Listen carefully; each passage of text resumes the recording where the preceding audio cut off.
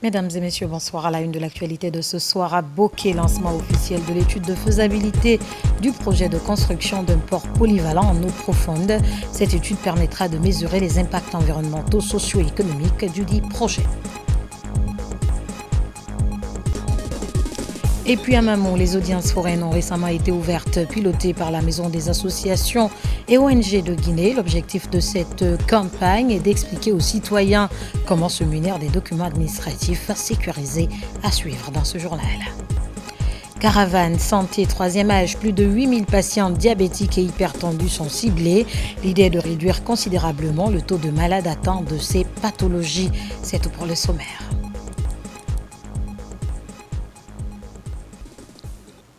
Encore une fois, bonsoir et bienvenue à tous dans ce journal. Coopération bilatérale, le chef de l'État en compagnie de son épouse a pris part ce mardi à la cérémonie d'investiture de son homologue, John Dramani Mahama. Le couple présidentiel a quitté Conakry pour Accra vers 8 heures.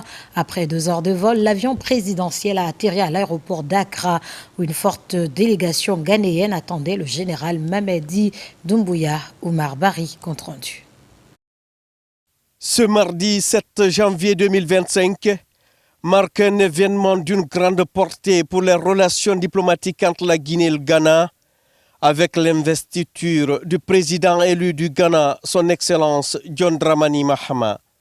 Invité officiellement par ce dernier, le président de la République, son Excellence le général Mamadi Doumbouya, en compagnie de son épouse, Madame Lauriane Doumbouya, a dans un esprit panafricain quitté Conakry ce mardi à destination d'Accra, où il prendra part à cette cérémonie symbolique marquant l'entrée en fonction du nouveau dirigeant ghanéen.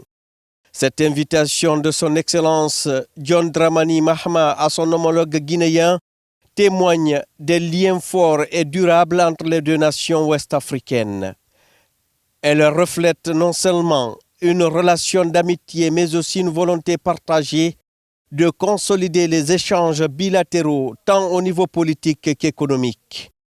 Le président John Dramani Mahama, dont la victoire lors des élections présidentielles du 7 décembre 2024 a marqué une étape importante dans la vie politique du Ghana, a vu dans la présence de son Excellence le général Mamadi Doumbouya une opportunité pour renforcer les relations fraternelles entre Conakry et Accra, mais aussi pour affirmer la coopération dans divers domaines d'intérêt commun.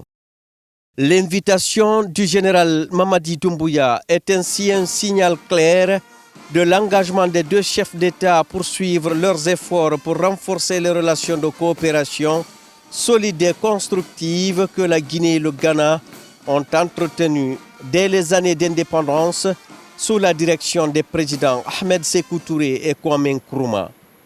Le départ du général Mamadi Doumbouya à l'aéroport international Ahmed Sékou Touré a été marqué par une cérémonie empreinte de solennité.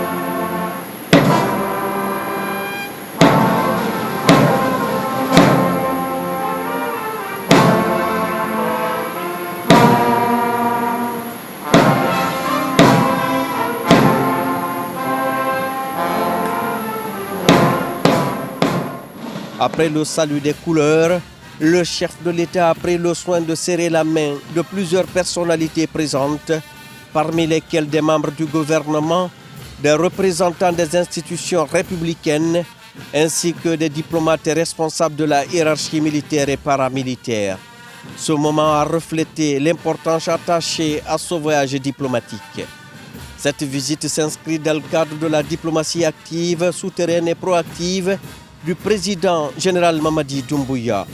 Depuis le 5 septembre 2021, son Excellence, le général Mamadi Doumbouya, a mis un accent particulier sur le renforcement des relations extérieures de la Guinée, cherchant ainsi à positionner le pays sur l'échiquier politique et économique régional et international. En témoigne la présence de la Guinée à plusieurs forums et rencontres bilatérales stratégiques à travers le monde. L'occasion de l'investiture du président John Dramani Mahama sera aussi l'opportunité pour le président, le général Mamadi Doumbouya, de rencontrer d'autres chefs d'État et personnalités politiques de la région. Ces discussions porteront sur des enjeux géopolitiques majeurs et sur la coopération renforcée entre les nations africaines face aux défis contemporains, en particulier les questions de sécurité régionale, de développement durable et de coopération économique. Le déplacement du président de la République à Accra est un pas de plus vers une consolidation des relations d'amitié et de coopération entre la Guinée et le Ghana. Les deux pays partagent de nombreux défis communs, mais également des aspirations similaires en matière de paix, de sécurité et de développement. Dans un contexte régional en constante évolution, où les enjeux géopolitiques et économiques sont de plus en plus interconnectés, le renforcement de la coopération entre la Guinée et le Ghana est une démarche stratégique qui pourrait avoir des retombées positives pour les deux nations.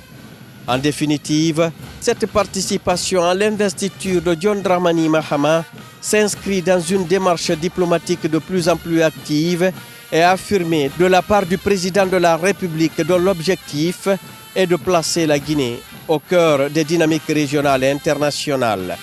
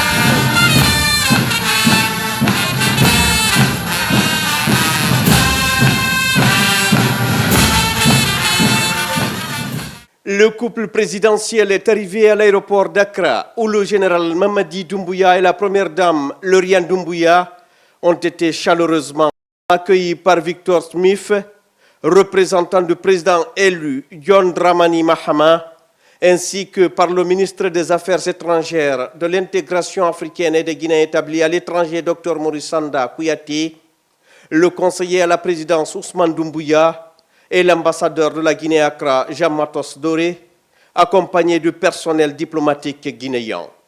La délégation ghanéenne venue accueillir le président de la République a exprimé sa gratitude envers le général Mamadi Doumbouya pour ce déplacement, soulignant ainsi l'importance des relations entre Conakry et Accra. Une mobilisation exceptionnelle de la communauté guinéenne était également visible à l'aéroport d'Accra. Cette communauté a tenu à saluer et à manifester son soutien au projet et programme de développement initié par le gouvernement sous la conduite éclairée du président de la République, le général Mamadi Doumbouya. Les Guinéens résidant au Ghana ont tenu à exprimer leur gratitude et leur enthousiasme face aux avancées significatives que connaît la Guinée, particulièrement en ce qui concerne le programme Simandou 2040.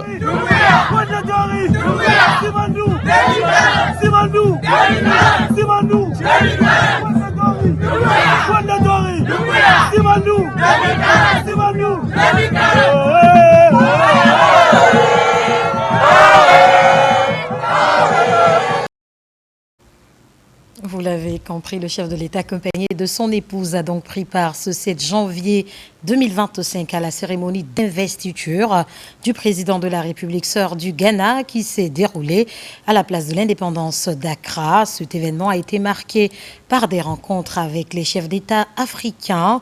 Le président a mis l'occasion à profit pour dire ses chaleureuses félicitations ainsi que celles du peuple de Guinée au président élu du Ghana. Le couple présidentiel est revenu à Conakry dans l'après-midi. Leur retour a été marqué par une cérémonie officielle à l'aéroport international Ahmed Sékou Touré de Conakry. Fatoumata Koroma, compte rendu. Le général Mamadi Doumbouya, président de la République, a chaleureusement accepté l'invitation du nouveau président du Ghana, John Dramani Mahama, pour assister à sa cérémonie d'investiture.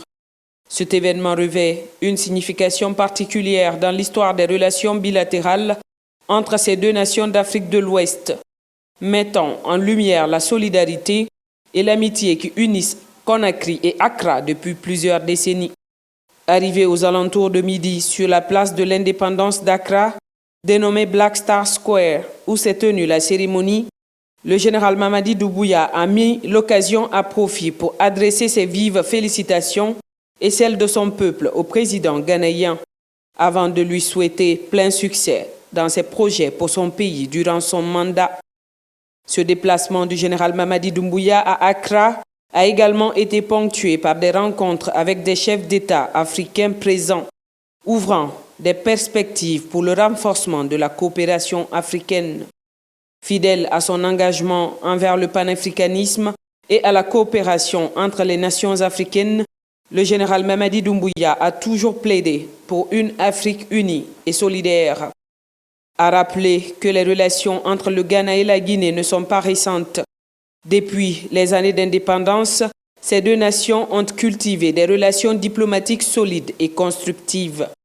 Le 23 novembre 1958, une étape emblématique fut franchie avec la création de l'Union Guinée-Ghana, concrétisée au State House d'Accra sous la présidence d'Ahmed Sékou Touré pour la Guinée et de Kwame Nkrumah pour le Ghana. Cette union symbolisait leur aspiration à une Afrique unie et indépendante, s'inscrivant dans le processus précoce et pacifique de décolonisation des deux nations. Aujourd'hui, elles partagent non seulement un héritage commun de lutte pour l'indépendance, mais également une volonté de renforcer l'intégration régionale. Le président de la République de Guinée, son Excellence le général d'armée, a été invité par ses frères et amis, le président sortant et entrant du Ghana. Et le président a participé à cette cérémonie d'investiture et le peuple ghanéen lui a accordé un accueil chaleureux, un accueil fraternel. Après avoir honoré l'investiture du président de la République du Ghana, le général Mamadi Doumbouya, accompagné de la première dame, Madame Lauriane Doumbouya, a regagné Conakry dans l'après-midi. À son arrivée à l'aéroport international Ahmed Sékou Touré, le couple présidentiel a été accueilli avec les honneurs dus à son rang.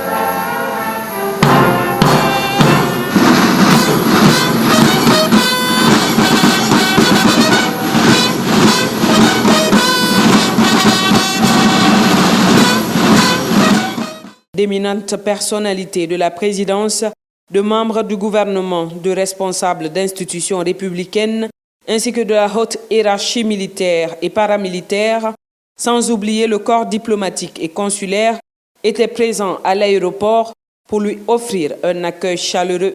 Sur le trajet menant de l'aéroport au palais Mohamed V, le chef de l'État a été salué par une foule enthousiaste qui a réaffirmé son soutien indéfectible aux idéaux et aux actions du Comité national du Rassemblement pour le développement et de son président. Cet accueil populaire témoigne du fort soutien du peuple souverain de Guinée envers son président. Dans un autre registre, le gouvernement guinéen, à travers le ministère des Mines et de la Géologie, lance officiellement l'étude de faisabilité du projet de construction d'un port polyvalent en eau profonde à Boké. Cette étude, une fois terminée, aidera à mesurer les impacts environnementaux, sociaux et économiques du dit projet. Saint-Martin-Fansinadono, Kandesila. À l'image du port de Tanger au Maroc et de celui de l'Afrique du Sud, ce projet de construction d'un port polyvalent en eau profonde, dont les études de faisabilité sont lancées, est considéré comme un catalyseur pour le développement économique de la région de Boké et de la Guinée dans son ensemble, avec les attentes élevées quant à l'impact positif que ce port pourrait avoir sur le commerce, l'emploi et l'infrastructure logistique. Ce projet a d'une importance capitale pour la Guinée parce qu'il va positionner ce port qui sera multi-utilisateur et multi-usager comme le port naturel de l'ensemble du golfe de Guinée.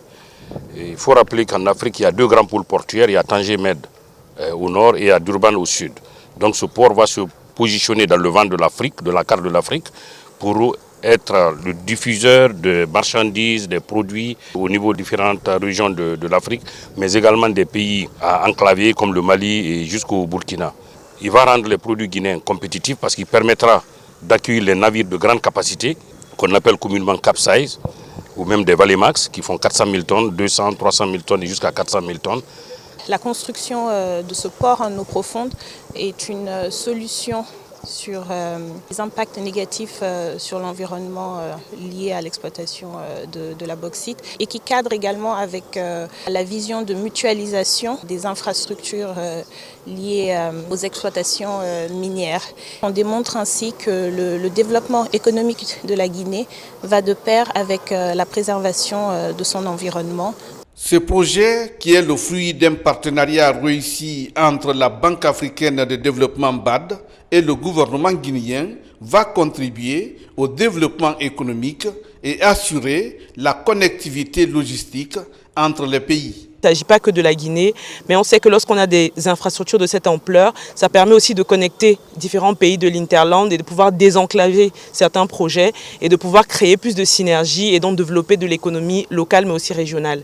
Avec un fort soutien du gouvernement et l'intérêt des investisseurs, ces projets pourraient transformer le paysage économique de la région, renforçant ainsi la position de la Guinée sur le plan maritime et commercial. Le port dont on fait allusion, c'est vraiment l'émanation du programme Simandou 2040, parce que c'est le pilier 3 qui est plié infrastructure. Les études, c'est le catalyseur qui va nous dire si c'est un projet PPP, on saura comment faire. Si ce n'est pas un projet PPP, qu'est-ce que nous allons le faire? Nous invitons d'autres partenaires pour dire la Guinée en marche. Au-delà de l'aspect de gestion minière, il y a de la gestion économique, puisque autour des infrastructures portières, il y a tout un écosystème financier, économique qui va se développer.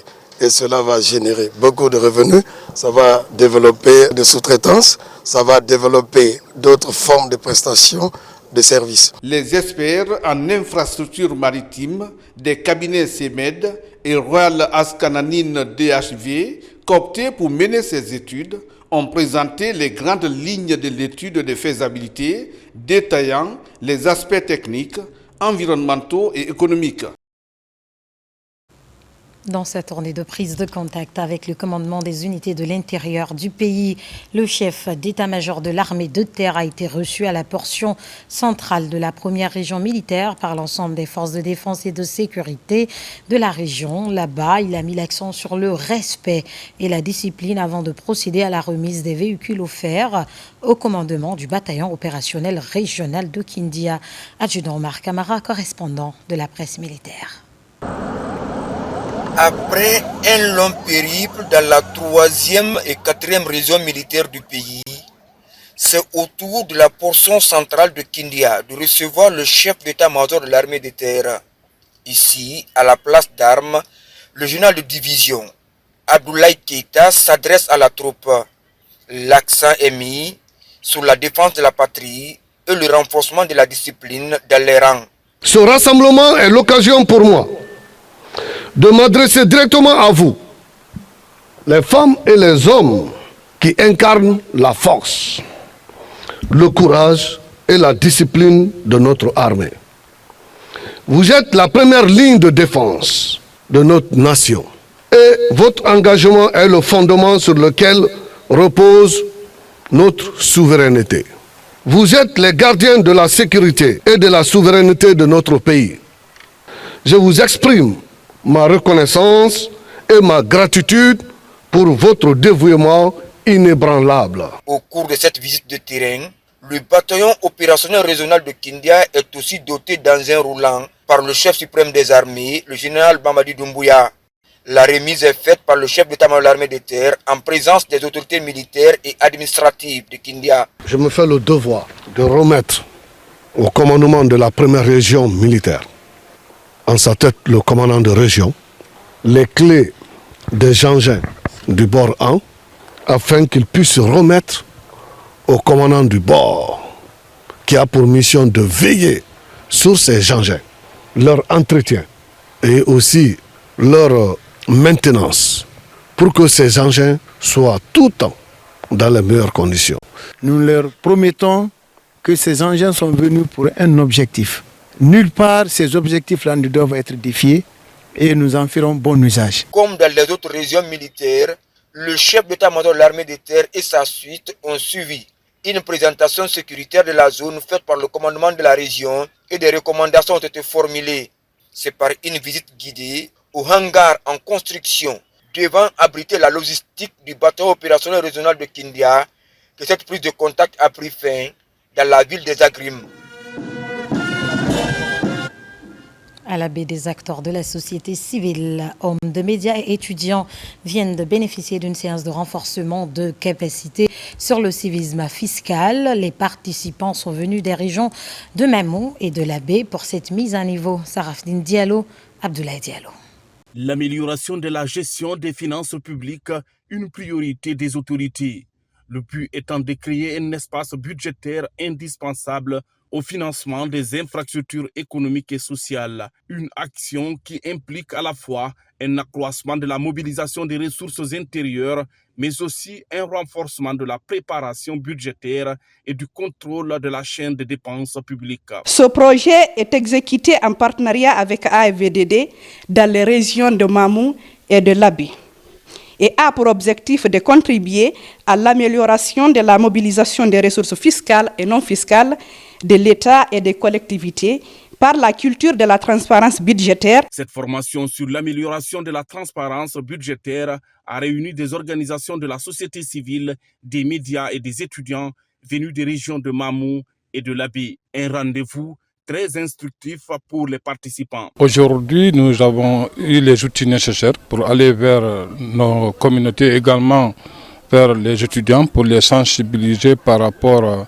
à leur acquittement de leurs devoirs civiques par rapport à l'impôt, les différents types d'impôts qu'ils doivent payer et comment ils doivent le faire et où ils doivent le faire et quand ils doivent le faire. Grâce à cette formation, j'ai eu quelques connaissances et j'espère à mon retour faire une restitution au niveau de la radio rurale et pourquoi pas au niveau de nos localités. Dans les collectivités, la transparence budgétaire fait partie des priorités inscrites au premier rang, d'où la tenue de cette formation sur l'amélioration de la transparence budgétaire. L'amélioration de la gestion des finances publiques est une priorité de nos autorités afin de créer l'espace budgétaire indispensable au financement des infrastructures économiques et sociales qui font cruellement défaut dans le pays. Depuis septembre 2015, la France et l'Union européenne appuient des collectivités locales pilotes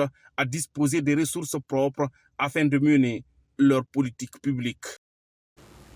Deuxième grand titre de cette édition, dans la ville Carrefour, les audiences foraines PNRAVEC ont récemment été ouvertes, pilotées par la Maison des associations et ONG de Guinée sur initiative du ministère de l'administration du territoire et de la décentralisation. L'objectif de cette campagne est d'expliquer aux citoyens comment se munir des documents administratifs sécurisés comme la carte d'identité biométrique par exemple. Mamadou Paté-Baldé est notre correspondant basé à Mamou. Le gouvernement guinéen, à travers le ministère de l'administration du territoire et de la décentralisation, s'est engagé à doter à chaque Guinéen des cartes d'identité biométriques sécurisées. Cette initiative est de permettre aux citoyens d'avoir des documents administratifs sécurisés en vue de participer au processus référendaire en cours dans notre pays. Il est crucial d'avoir ces extraits de naissance pour être dans le PNRAVEC. Et si vous n'êtes pas dans le PNRAVEC, ce n'est pas possible que vous soyez électeur, c'est pas possible, vous perdez beaucoup d'avantages. Sans acte de naissance, on ne peut pas avoir une carte d'identité, on ne peut pas avoir une carte d'électeur. Donc pour cela, il faut donner la chance à tous les Guinéens qui ont jusqu'à 100 ans d'avoir un acte de naissance sécurisé. Parce que tous les Guinéens doivent avoir un numéro d'identifiant qui va leur permettre de l'identifier. Une fois qu'on introduit ce numéro, c'est la personne qui va sortir. Piloté par la Maison des associations et ONG de Guinée, il sera surtout question au cours de cette campagne d'expliquer aux citoyens l'importance de ces documents pour une large participation aux audiences foraines. Cette campagne de sensibilisation et de mobilisation sociale vise à informer et à éduquer nos concitoyens sur l'importance des audiences foraines et sur leur démarche à poursuivre pour en bénéficier. Elle vise également à encourager une participation massive et active de la population afin que personne ne soit laissé pour compte. Après donc l'étape de Mamou, la mission de la MAOG se rendra dans les préfectures de Dalaba et de Pita. Objectif, mener les mêmes séances de sensibilisation auprès des populations de ces localités. À la baie, le projet souhaite continuer d'appuyer les jeunes filles et femmes. Cette fois-ci, ce sont les femmes de Garambé qui bénéficient d'équipements pour mener des activités génératrices de revenus. Auparavant, elles avaient été formées par le consortium Trias OCPH MGE qui est en charge de la mise en œuvre du projet dans la région. Kernosman Diallo, Sarafdine Diallo. Ce geste du projet Souhaite Guinée à travers le consortium Trias OCPH MGE est composé de bassines et de bidons d'huile pour la saponification. Dans la commune rurale de Garambé, 103 filles et femmes ont bénéficié de la formation en saponification. Toutes ont été encadrées par le consortium. Le projet Souhaite Guinée, dans son vaste programme visant à aider la gente féminine à prendre son destin en main, espère ainsi améliorer les conditions de vie de milliers de filles et femmes en les encourageant à développer des activités génératrices de revenus. Ça n'a pas été facile, il faut le reconnaître, mais il reste entendu que le plus important a été fait, c'est que ces femmes aujourd'hui vont bénéficier donc de ces kits. Ces femmes aujourd'hui vont à leur manière contribuer donc au développement de cette localité. Et nous, en tant qu'acteurs dans l'accompagnement de ces femmes, je pense que cet accompagnement doit continuer et que les autorités également aussi à tous les niveaux puissent pérenniser tous ces acquis que nous avons eus dans le cadre donc, de ce projet. Le projet Souhaite Guinée n'est pas sa première action dans la commune rurale de Garambi. Cette assistance technique et matérielle à l'endroit des filles et femmes est particulièrement appréciée par les responsables locaux. Nous ne ménagerons aucun effort pour la réussite de ce projet. Également d'accompagner ces femmes-là après le post-projet dans le suivi de la pérennisation des acquis, dans le cadre de la démultiplication même de la formation par rapport aux autres femmes n'ayant pas bénéficié de cette première phase. Nous sommes fiers du projet Suède qui nous ont permis d'avoir ce métier de génératrice de revenus. On s'engage à le pérenniser et aussi de le démultiplier pour le bonheur des femmes et filles.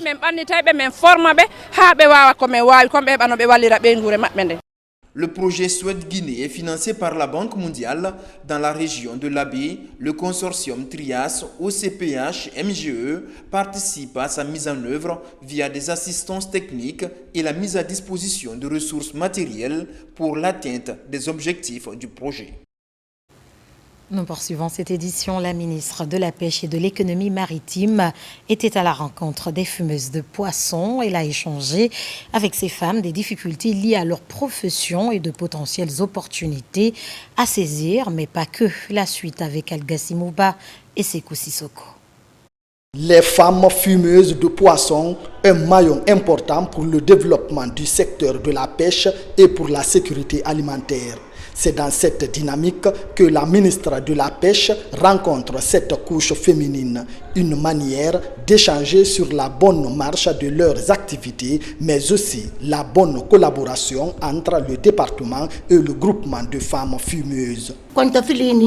Si tu as des inquiétudes, tu ne dois pas te cacher de celui qui peut apporter leur solution. Aujourd'hui, nous les femmes de la pêche artisanale, avons décidé de venir chez Madame la ministre pour qu'elle nous aide à bénéficier des fonds de roulement pour nos activités respectives. J'ai eu à leur rappeler que nous sommes en train de réfléchir sur la meilleure formule, comment gérer ces différents fonds pour voir si on peut les faire confiance à nouveau et quel va être le meilleur mécanisme pour les aider à développer leur business. À travers cet espace de dialogue entre collaborateurs dans le secteur de la pêche, l'occasion est mise à profit par Fatima Camara d'exhorter ces femmes fumeuses à l'entente, la cohésion et l'union. La question que j'ai eu à leur poser, pourquoi il n'y a pas eu d'amélioration ? Donc, le premier facteur, c'est la solidarité, l'union entre elles, l'esprit d'équipe, qu'elles puissent vraiment se donner la main, se donner des idées afin de pouvoir développer leur business. Et je pense que c'est tombé dans de bonnes oreilles parce qu'elles comptent vraiment se mettre ensemble, renforcer la cohésion entre elles pour proposer de meilleures idées pour développer leurs conditions de travail.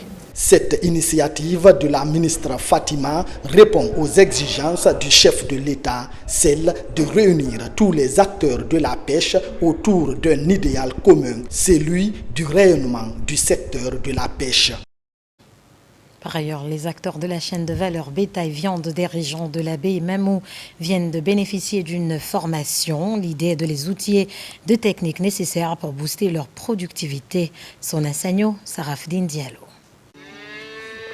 Dans la chaîne de valeur bétail-viande, de nombreux acteurs interviennent dans la production, à la distribution et surtout au niveau de la commercialisation. Cependant, on constate une absence d'intégration, une faible organisation de ces acteurs dans les différents maillons. Compte tenu de ce qui précède, il est évident que la tenue de cet atelier constitue le meilleur moyen de rassembler les acteurs, d'échanger sur les enjeux majeurs qui faciliteront la mise en place des interprofessions dans le but de promouvoir la production locale. Il faut donc partager les diagnostics, les informations, échanger, confronter nos points de vue pour parvenir à construire ensemble les solutions qui garantiront notre filière en élaborant une feuille de route avec l'ensemble des parties prenantes concernées. Le développement de l'agriculture commerciale nécessite une connectivité au marché et aux chaînes d'approvisionnement agricole fonctionnelles. Il s'agit, entre autres, d'un environnement propice à l'agriculture commerciale, le renforcement de la coordination le long de la chaîne de valeur prioritaire. Nous avions donné d'abord tout ce qui est un aperçu général sur la problématique qu'engendre le secteur de l'élevage, notamment dans la filière bétavienne. Pourquoi ça marche, pourquoi ça n'a pas marché, et cependant que dans d'autres secteurs, notamment le secteur agricole, on enregistre des résultats performants.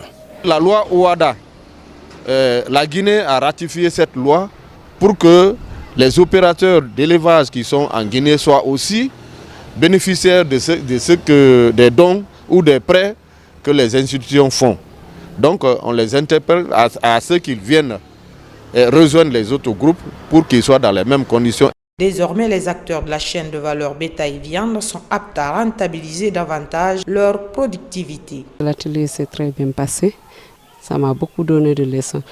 J'ose dire qu'à partir de l'instant, je vais prendre l'élevage de plus et ça va me donner une rentabilité de plus parce que je vais bien éduquer. J'ai compris comment éduquer, comment élever, comment tenir mes bébés maintenant. Le projet de développement de l'agriculture commerciale en Guinée s'inscrit dans le cadre du programme Accélérer la sécurité alimentaire, nutritionnelle et du développement agricole durable. L'objectif du projet est de soutenir l'investissement privé pour le développement des chaînes de valeur agricole, commerciale, inclusive dans les zones ciblées. Nous ne changeons pas de sujet. À Mambia, commune rurale de Kindia, les travaux de réhabilitation de 106 km de pistes rurales ont été lancés, financés par le projet de développement de l'agriculture commerciale en Guinée. L'enjeu est de faciliter l'accès au marché pour réduire les pertes post-récolte. Fodé Camara. À une cinquantaine de kilomètres du centre-ville de Kindia, la commune rurale de Mambia accueille dans une liesse populaire le projet de réhabilitation de 106 km de pistes rurales. Ce chantier vient mettre fin à la corvée de mobilité et réduire la durée de transport des produits agricoles vers le marché. Ces travaux de plus de 21 milliards de francs guinéens viennent concrétiser le programme accéléré de sécurité alimentaire et nutritionnelle.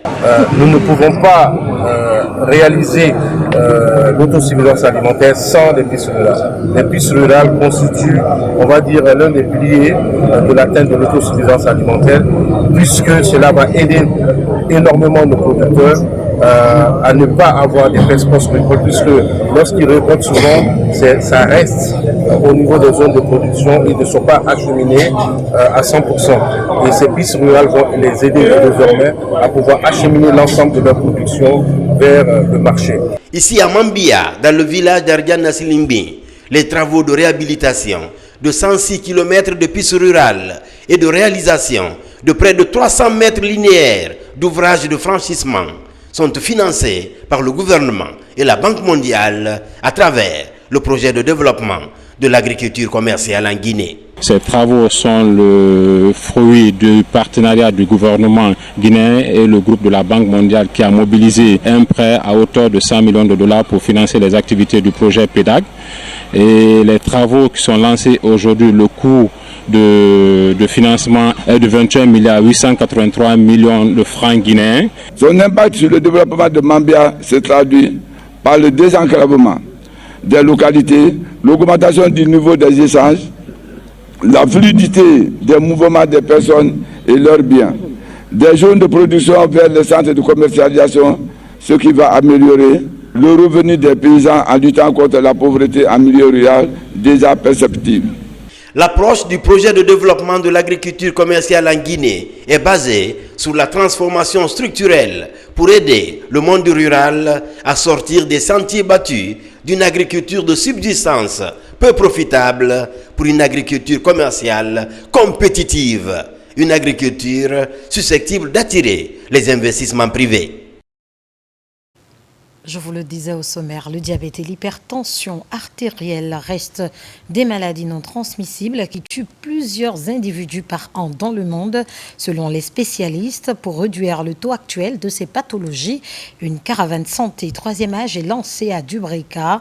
L'opération consiste à dépister au moins 8000 personnes âgées dans 8 préfectures de la Guinée. Aboubakar Mara, Marwan Kamara. Dans la préfecture de Dubrika, les opérations de consultation gratuites des personnes âgées et de sensibilisation sur le diabète et l'hypertension artérielle sont lancées. Une caravane itinérante qui va durer 3 jours. C'est un accompagnement du ministère de la Santé à travers la Fondation Orange Guinée et ses partenaires. Nous avons décidé de simplement lancer une caravane qui allait justement aider ces populations-là, cette population exposée, donc 60 ans et plus, à bénéficier d'une campagne de dépistage, de prévention et surtout aussi profiter de cette caravane pour sensibiliser sur les risques du diabète et donc l'hypertension artérielle. L'objectif est sinon de 8000 personnes dépistées. Ce programme de santé publique mobilise les populations vulnérables de la préfecture de Dubrika. Déjà sur place, des dépistages en vue d'un suivi et d'une prise en charge médicale des patients sont en cours. Les maladies non transmissibles, dont le diabète et l'hypertension, constituent de nos jours les principales causes de morbidité et de mortalité chez les personnes âgées. Toutes les catégories socio-professionnelles sont exposées à cette pathologie. C'est pourquoi le dépistage et le traitement ciblant les groupes à risque, plus indispensables dans la prise en charge précoce de ces maladies. Pendant 3 jours, vous permettrez à ces centaines de personnes de se faire dépister et avoir accès à des médicaments parfois inaccessibles à leur bourse. Votre politique humanitaire va en droite ligne des actions prioritaires de notre gouvernement sous la conduite éclairée de son Excellence le général d'armée Mamadi Doumbouya. Cette initiative de la Fondation Orange Guinée et ses partenaires contribue au renforcement de la prévention et la réduction des risques liés aux pathologies cardio-métaboliques en Guinée. Et pour finir, dans la préfecture de Kissidougou, précisément à Niamandou, des jeunes viennent de faire leur sortie de la forêt sacrée. Ces initiés ont passé plusieurs mois d'apprentissage sur les valeurs culturelles et traditionnelles et sur les avantages liés à la cohésion sociale. Il s'est aussi agi de renforcer leur éducation en leur montrant la place qu'un homme doit occuper au sein de la société. Autre détail dans ce reportage de Bakary Bambakone. En Guinée forestière, les jeunes sont enseignés aux pratiques coutumières pour les acclimater aux réalités du terroir presque tous les jours. Parmi elles, la forêt sacrée. C'est le lieu où la nouvelle génération est initiée dans le but de mieux affronter la vie courante et avoir le sens du respect et comprendre la place des anciens dans la société. À Niamandou, dans la sous-préfecture de Bendou, préfecture de Kissidougou, des enfants viennent de sortir de la forêt sacrée après plusieurs mois d'initiation. Nos parents, nos vieux parents, c'est des choses qu'ils ont laissées, la forêt sacrée. Donc on ne peut pas les abandonner. Pourquoi on ne peut pas les abandonner? Parce que ça nous rapporte beaucoup de choses. Dans l'éducation de nos enfants, ça nous aide. Quand un enfant fait la forêt sacrée, vraiment vous le prenez pour lui mettre maintenant à l'école, vous trouverez une différence entre celui qui a fait la forêt sacrée et celui qui n'a pas fait la forêt sacrée. En les abandonnant, c'est d'abord abandonner celui-là qui t'a mis au monde. Pendant des semaines, ces initiés ont appris les valeurs ancestrales, l'amour du prochain et l'importance du vivre ensemble. À leur sortie, ils dansent et font des mouvements qui expriment leur satisfaction et encouragent d'autres à aller se ressourcer à l'intérieur de la forêt sacrée afin de développer leur connaissance de la vie communautaire. Cette forêt sacrée n'est pas une chose où on peut vraiment les effrayer pour les tuer.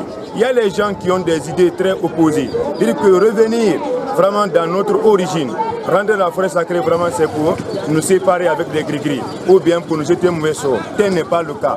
Ici, il faut alors une cohésion. Ceux qui veulent alors rendre la forêt sacrée, qu'ils viennent. Ce n'est pas quelque chose vraiment qui est épouvantable. En tout cas, c'est la coutume laissée par nos ancêtres. La forêt sacrée est d'une importance capitale pour les cultes et les initiations. Elle sert aussi de cadre d'éducation et de renforcement de la cohésion sociale, contrairement aux appréciations des profanes. C'est la fin de ce journal. Merci d'avoir choisi la RTG pour vous informer. L'actualité se poursuit sur le www.rtguinée.info. Guinée, terre de richesse et d'innovation. Bonsoir.